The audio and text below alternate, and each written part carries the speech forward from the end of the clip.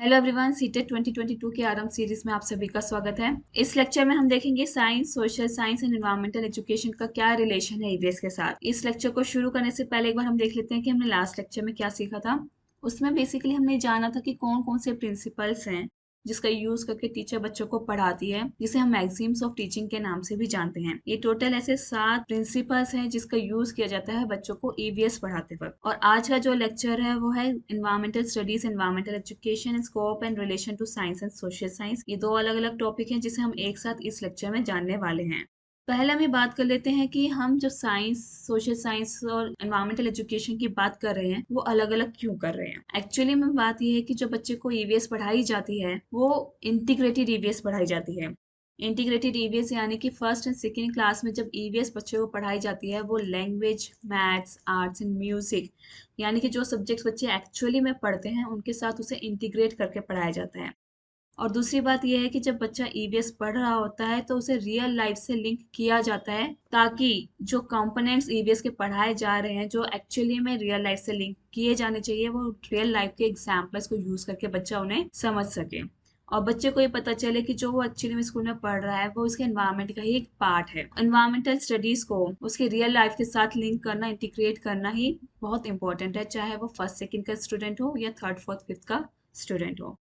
इसी तरीके से जो बच्चा थर्ड फोर्थ फिफ्थ क्लास में होता है वो साइंस, सोशल साइंस और एनवायरमेंटल एजुकेशन, इन तीनों कंपोनेंट्स को एक साथ एक बुक में इंटीग्रेट करके पढ़ता है। ये होता है इंटीग्रेटेड ईवीएस।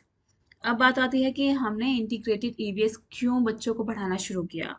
ऐसा क्या रीजन था जिसके कारण बच्चे को हम ईवीएस इन इंटीग्रेटेड फॉर्म पढ़ाते हैं। इसका जो मेन रीजन था या जो मेन रीजन इसका रहा है वो सिंपल से ये रहा है कि बच्चों को साइंस और सोशल साइंस अलग अलग पढ़ाने के बजाय उनका एक एकीकृत रूप में इकट्ठा करके ईवीएस की फॉर्म में पढ़ाया जाए, ताकि करिकुलम लोड उनका रिड्यूस हो सके। यानी कि science, social science and environmental education, 3 अलग सब्जेक्ट्स पढ़ने के बजाय बच्चा ईवीएस एक साथ पढ़ सके, और साथ ही साथ उनको वो टॉपिक्स इंट्रोड्यूस करवाए जाए जो उनके कॉग्निटिव लेवल के अकॉर्डिंग हो। यानी कि साइंस, सोशल साइंस पढ़ाते वक्त कुछ ऐसे कंपोनेंट्स होते हैं जो बच्चे के कॉग्निटिव लेवल के अकॉर्डिंग नहीं होते, तो उसको ईवीएस से जब लिंक करके पढ़ाया जाता है तो वो ऐसे टॉपिक्स बच्चे को पढ़ाए जाते हैं जो उनके कॉग्निटिव लेवल रियल लाइफ से रिलेटेड होते हैं। इसी के साथ एक इम्पॉर्टेंट पॉइंट है कि बच्चे को जब हम एनवायरनमेंट के बारे में पढ़ाते हैं तो साइंस और सोशल साइंस को अलग अलग नहीं देखता, वो उनको कोलैबोरेट करके देखता है, वो उनके होलिस्टिक मैनर में देखता है, एक साथ देखता है। वो ये नहीं देखता कि जब वो हम पॉलिटी की बात कर रहे हैं तो वो पॉलिटिकल साइंस है, या फिर हम ट्रीज की बात करें तो वो बायोलॉजी है। वो उनको एक साथ इकट्ठा करके देखता है। इसलिए जब चाइल्ड को हम इन्वायरमेंट से लिंक करते हैं, रिलेट करते हैं, तो हम उसको ईवीएस पढ़ाते हैं, ना कि साइंस, सोशल साइंस या एनवायरमेंटल एजुकेशन। पहले हम देख लेते हैं कि साइंस और सोशल साइंस का क्या रिलेशन है ईवीएस के साथ। पहले हम इसके बारे में बात कर लेते हैं। बेसिकली देखा जाए, अभी हमने देखा भी है, साइंस और सोशल साइंस ये दोनों ही ईवीएस के बहुत इंपॉर्टेंट कंपोनेंट्स हैं। इंपॉर्टेंट कंपोनेंट्स यानी कि जब ईवीएस पढ़ाई जाती है तो साइंस और सोशल साइंस बच्चा इनडायरेक्टली पढ़ता है। इसी के साथ बच्चे को उसके साइंस और सोशल साइंस के जो सब्जेक्ट्स हैं उनके जो कंपोनेंट्स हैं, जैसे साइंस में ट्रीज के बारे में, सोशल साइंस में वो कल्चर, रिलीजन के बारे में पढ़ता है, तो उनको अलग अलग पढ़ाने के बजाय एक साथ पढ़ाया जाता है ईवीएस की मदद से, ताकि जो ये अलग अलग कंपोनेंट्स हैं उनके साथ बच्चा एक साथ फेमिलराइज हो सके। इसी तरीके से जो नेचर के कंपोनेंट्स हैं, नेचुरल, बायोलॉजिकल, बिल्ट एनवायरनमेंट, बच्चा उन्हें एक साथ कोलैबोरेट करके, इंटीग्रेट करके होलिस्टिक मैनर में देख सके, उसको ईवीएस के जरिए पढ़ाया जाता है। और ईवीएस में जब बच्चे ने एक साथ पढ़ता है तो उसके लिए ईजी हो जाता है इन चीजों को समझना। इसी तरीके से जब बच्चे को हम एक्सप्लोर करने की, क्लासिफाई करने की, एनालाइज करने की स्किल्स डेवलप करवाने की कोशिश करते हैं, जो कि ईवीएस के जरिए बहुत इजीली करवाया जा सकता है, क्योंकि ये जो स्किल्स हैं बच्चा साइंस से भी सीखता है, सोशल साइंस से भी सीखता है। इसलिए अलग अलग सिखाने के बजाय जब हम उसे ईवीएस के जरिए सिखाएंगे तो उसके लिए ईजी होगा इन स्किल्स को एक साथ डेवलप करना, और जो अलग अलग कॉन्सेप्ट्स होंगे उनको वो एक साथ सीख भी सकेगा। तो ये 4 मेजर रीजन है जिनके कारण साइंस और सोशल साइंस को ईवीएस की फॉर्म में पढ़ाया जाता है। ये हम कह सकते हैं कि ये 4 मेजर रीजन है जिसके कारण साइंस और सोशल साइंस ईवीएस के साथ रिलेट किए जाते हैं। अब हम देखते हैं कि ईवीएस का एनवायरमेंटल एजुकेशन के साथ क्या रिलेशन है। अभी जो हमने बात करी साइंस और सोशल साइंस की, उसी में एक पार्ट और होता है, वो है एनवायरमेंटल एजुकेशन का। यानी कि जब बच्चा साइंस सोशल साइंस पढ़ रहा होता है अलग अलग, या फिर ईवीएस के फॉर्म में पढ़ रहा होता है, तो वो इन्वायरमेंटल एजुकेशन के जो कंपोनेंट्स हैं उनको भी पढ़ रहा होता है। जैसे कि क्या है इन्वायरमेंटल एजुकेशन के कंपोनेंट्स। बेसिकली जब थर्ड फोर्थ फिफ्थ के बच्चे को इन्वायरमेंट पढ़ाई जाती है, तो वहाँ पे हम एक चीज़ और पढ़ाते हैं, वो है preservation and conservation of environment. यानी कि जब बच्चे को हम ग्लोबल वार्मिंग पढ़ा रहे होते हैं, पोल्यूशन पढ़ा रहे होते हैं, तो सिर्फ हम पढ़ाने पे फोकस नहीं करते, हम उस पे भी फोकस करते हैं कि किस तरीके से बच्चा अपनी भूमिका अदा कर सकता है अर्थ को, एनवायरनमेंट को कंजर्व करने के लिए, प्रिजर्व करने के लिए। तो ये है एनवायरमेंटल एजुकेशन का पार्ट। यानी कि जब हम बच्चे को ये वाला कंपोनेंट पढ़ा रहे होते हैं कि किस तरीके से वो प्रिजर्व कर सकता है एनवायरनमेंट को, कंजर्व कर सकता है एनवायरनमेंट को, तब हम उसे एक्चुअली में एनवायरमेंटल एजुकेशन पढ़ा रहे होते हैं। साइंस और सोशल साइंस में भी यही होता है। जब साइंस सोशल साइंस में पोल्यूशन जैसे कॉन्सेप्ट्स ले रहे होते हैं या क्लाइमेट चेंज जैसे कॉन्सेप्ट ले रहे होते हैं, तब भी हम प्रिजर्वेशन की जब बात करते हैं तो वो एनवायरमेंटल एजुकेशन का पार्ट होता है। जैसे कि आप यहाँ पिक्चर में देख पा रहे हैं, एनवायरमेंटल एजुकेशन के 3 एस्पेक्ट्स इन्होंने दिए हैं कि किस तरीके से बच्चा एनवायरमेंटल एजुकेशन से सीखता है।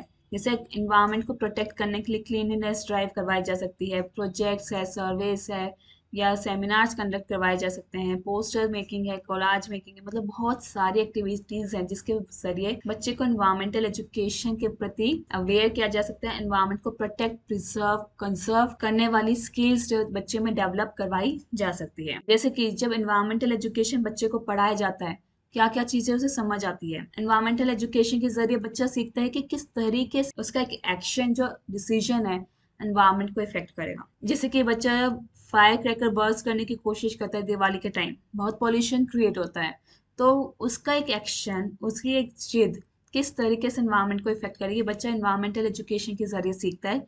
जब एनवायरमेंटल एजुकेशन इंटीग्रेट करके पढ़ाया जाता है ईवीएस के साथ, इसी तरीके से एनवायरमेंटल इश्यूज से रिलेटेड जो भी स्किल्स और नॉलेज बच्चे को चाहिए, वो एनवायरमेंटल एजुकेशन डेवलप करने में हेल्प करता है। और कौन से ऐसे एक्शंस है जिसके जरिए एनवायरमेंट को हेल्थी और सस्टेनेबल रखा जा सकता है फ्यूचर में, ये चीज बच्चा सीखता है जब बच्चे को एनवायरमेंटल एजुकेशन इंटीग्रेट करके पढ़ाया जाता है ईवीएस के साथ, या फिर सीनियर सेकेंडरी में साइंस सोशल साइंस के साथ। तो एनवायरमेंट में सिर्फ एनवायरमेंट के बारे में नहीं पढ़ाया जाता, उसके प्रोटेक्शन के बारे में पढ़ाया जाता है। और इसके बारे में एनसीएफ का क्या कहना है, एक बार हम उस पर भी नजर डाल लेते हैं। ये बहुत इंपॉर्टेंट है क्योंकि एनसीएफ में ऐसा कहा गया और स्टेटमेंट बेस्ड क्वेश्चन पेपर में कई बार आ भी जाते हैं। तो एनसीएफ का क्या कहना है ईई यानी एनवायरमेंटल एजुकेशन के बारे में। एनसीएफ कहता है कि एनवायरमेंट के होलिस्टिक मैनर में बच्चा देखता है, उसे अप्रिशिएट करता है। तो ये स्किल जरूरी है बच्चे में डेवलप करना कि वो जब एनवायरनमेंट को एक होलिस्टिक मैनर में देखे तो उसे अप्रिशिएट भी करे, उसकी इंपॉर्टेंस को समझे। बच्चे में एक पॉजिटिव एटीट्यूड डेवलप करने की जरूरत है ताकि जो एनवायरनमेंट में हमें मिल रहा है और जो एनवायरनमेंट हमें सपोर्ट कर रहा है,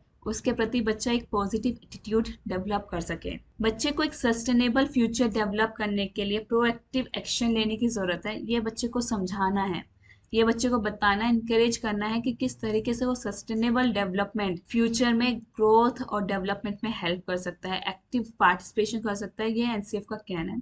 तो ये 3 मेजर स्किल्स हैं, ये 3 मेजर ऑब्जेक्टिव्स हैं जो एनसीएफ ने मेंशन किए हैं कि क्यों बच्चे को एनवायरमेंटल एजुकेशन पढ़ाया जाए। एंड इस टॉपिक पे किस तरह के क्वेश्चंस आ सकते हैं, इसे जानने के लिए आप हमारी ऑफिशियल वेबसाइट www.tallybytes.in पर विजिट कर सकते हैं। जब आप वेबसाइट पे जाएंगे तो वहाँ पे आपको मॉक टेस्ट का एक ब्लॉग मिलेगा, उस पर क्लिक करके या फिर आप स्क्रॉल डाउन करके भी सीटेट के 2 मॉक पेपर अटेम्प्ट कर सकते हैं।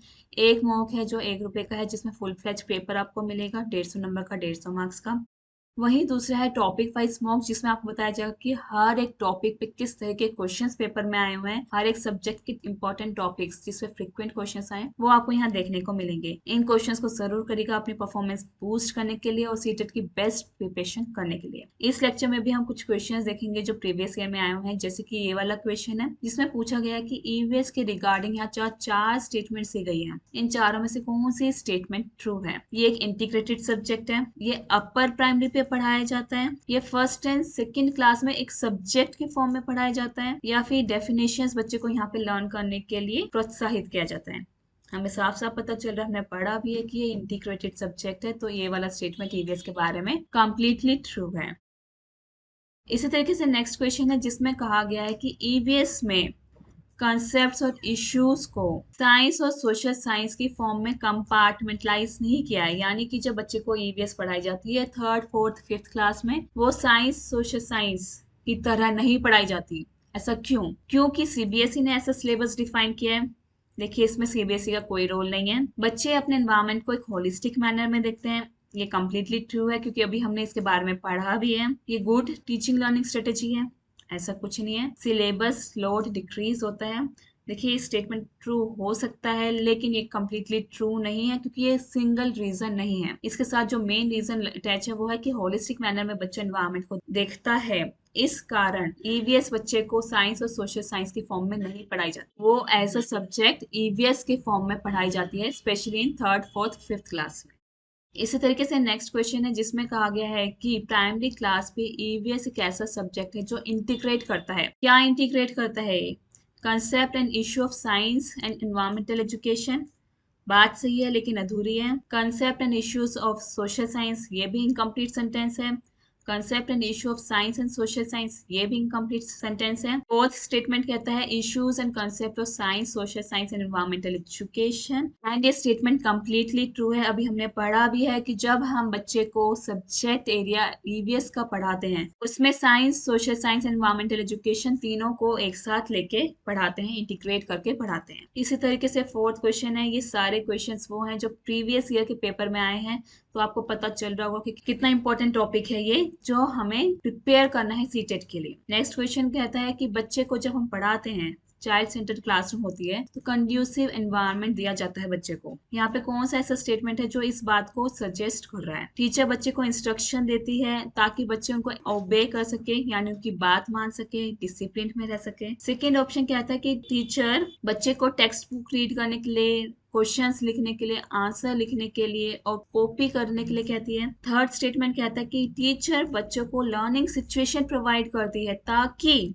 बच्चों की ऑब्जर्वेशन, एक्सप्लोरेशन, क्वेश्चनिंग, एक्सपीरियंस और स्किल्स के साथ साथ उनकी कंसेप्ट की भी अंडरस्टैंडिंग डेवलप हो सके। फोर्थ स्टेटमेंट कहता है कि टीचर बच्चों की एक्टिविटी को जो क्लासरूम में होती है उसे कंट्रोल कर सके। देखिए, हमें क्वेश्चन पढ़ते ही समझ आ रहा है कौन सा क्वेश्चन इसमें ट्रू है। इसमें जो ऑप्शन नंबर 3 है वो ट्रू है, जिसमें कहा गया कि बच्चों की वेरियस स्किल्स और कंसेप्ट की अंडरस्टैंडिंग डेवलप की जाए।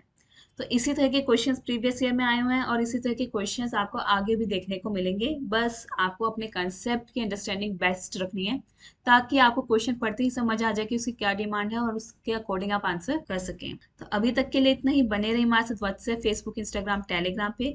इनके लिंक्स आपको डिस्क्रिप्शन बॉक्स में मिल जाएंगे। Thank you, have a nice day, stay blessed, stay tuned. Comment करना ना भूलें, सब्सक्राइब करना ना भूलें, और अगर कोई भी डाउट है तो कमेंट बॉक्स में ज़रूर डालेगा, उसका रिप्लाई आपको ज़रूर मिलेगा। Thank you.